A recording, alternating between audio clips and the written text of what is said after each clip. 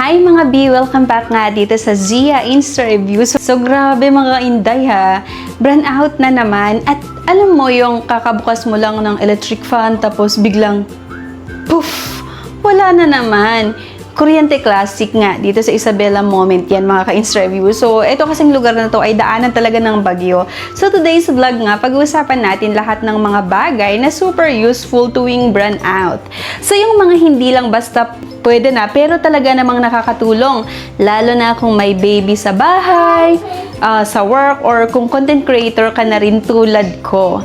So, kung mapapansin nyo dito sa paligid namin na, di ba maliwanag pa rin kahit brand out at hindi kami gumagamit ng generator ha. So, dati mga generator kasi talaga yung gamit namin. Oo, effective siya, pero grabe naman sa gastos. Isipin mo yung buong gabi sa brand out ha. Tapos, pagbilangin mo na sa 1,000 to 1,500 ang gasolina per night. Hindi practical lalo na kung ilang araw, isang linggo ang brand out, di ba?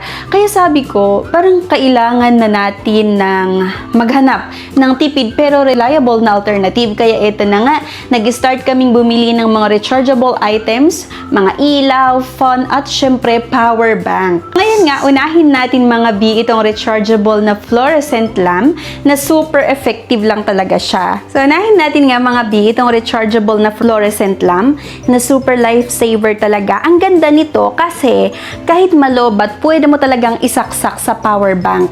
So, kahit walang kuryente ito mga B, di ba, buong gabi, may liwanag pa rin sa bahay, lalong-lalo nga kung meron kayong power bank. At hindi lang yan ha, yung ginagamit ko rin dito sa bahay. At hindi lang yan ha, ginagamit ko rin to minsan sa vlogging. Kung makita niya, ring light siya kapag wala ring kuryente. So double purpose ha, di ba? May ilaw ka na, may pang content pa. So pwede nating isaksak to dito nga sa aking power bank. So tip ko lang mga biha, kapag bibili kayo, piliin nyo yung may USB port. Ayan, marami siya. At long battery life kasi yung sa amin talaga tumatagal ayan. So marami yung port tong power bank na binili ko. Ang pinaka-importante sa lahat ay itong power bank. So dati kasi bumili ako ng mura pa noon.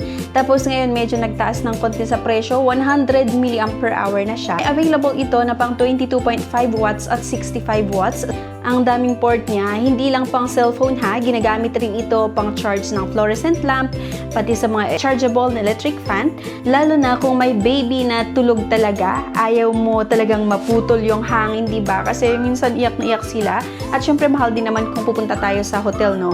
And the best part, kahit brand out, buong gabi talaga, nagtagal itong electric fan na to ha, sobrang lifesaver, lalo na kung malayo ka sa bayan at matagal bumalik ang kuryente. So, nung tanghali din actually, natulog din si baby, ginamit pa rin namin to at hanggang ngayon ay gumagana pa rin siya. So, lahat ng ginagamit namin ay puro rechargeable na. At ipapakita ko lang sa inyo ha mga mima, ito yung generator na ginagamit namin. So gabi ako nag-vlog para diba makita nyo talaga na wala kaming ilaw kasi nga brand out. Ito nga yung generator na ginagamit namin noon and sobrang hirap lang kasi pagka ma-brand out, kailangan pa namin ilabas, kailangan pa namin bumili ng gasoline para mapaandar yan. And gumagastos nga kami ng 1,000 to 1,500 per night para sa ilaw at syempre sa electric fan na nakasaksak. Diba? Sobrang mahal. So, pag gusto nyo ng medyo mas makamura, I think maganda ito talaga. Electric fan na rechargeable. Ayan. Buong gabi nga namin talaga ito ginamit kagabi. Malakas yung bagyo, brand out. So, ito yung ginamit namin. Plus, meron nga kaming rechargeable na power bank. So, also, ilagay ko na lang din yung link nito sa comment section or sa description nga para mabili nyo yung tamang items talaga. Kasi minsan may mga fakes din talaga. So, ayan nga. At syempre yung fluorescent natin. So, ito mga mima ha. Na-adjust natin to ha. Pwede natin itaas. Ayan. Pwede natin ibaba. Pwede nyo ring palakasan nga yung hangin, yung buga ng hangin, or kung gusto nyo ng medium lang, pwede rin naman. So, dito lang din sa on and off niya. Yeah. Kapag malobat nga lahat, yung mga, di ba, itong mga ilaw natin, electric fan, di ba, pwede mo ring i-charge nga dito sa power bank. So, imagine, hindi ka pinagpapawisan habang tulog ka kahit walang kuryente ha. So, hindi rin irritable si baby, hindi rin mainit ang bahay. So, minsan nga mga momshies, kahit may kuryente na, ginagamit pa rin namin kasi sobrang tipid sa kuryente at hindi talaga siya maingay din.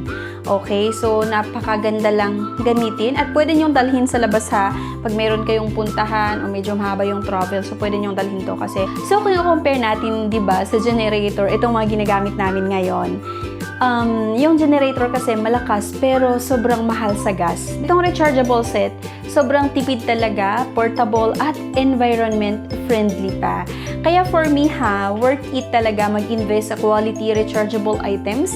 Hindi lang siya pang brand out, pwede rin sa camping, 'di ba, sa travel o kahit pang emergency kit sa bahay talaga.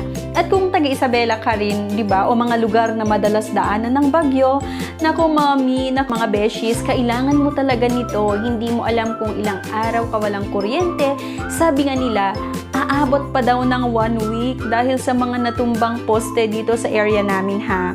Kaya talaga sobrang useful itong mga nabili namin na rechargeable. So, ayun na nga mga momshies, sa ngayon kasi super thankful kami kasi nakatipid na, diba? Nakasurvive pa kami sa brand out. Kaya nga plano pa naming bumili talaga ng isa pang power bank para mas marami kaming backup. Kasi sabi nga nila, prepare before you despair, no? So, yun yung mga kasabihan na dapat naman talaga. Kaya kung gusto nyo makita yung mga actual products na ginagamit namin, ilalagay ko na lang din sa description box, sa description or comment section ang mga links para ma-check nyo rin.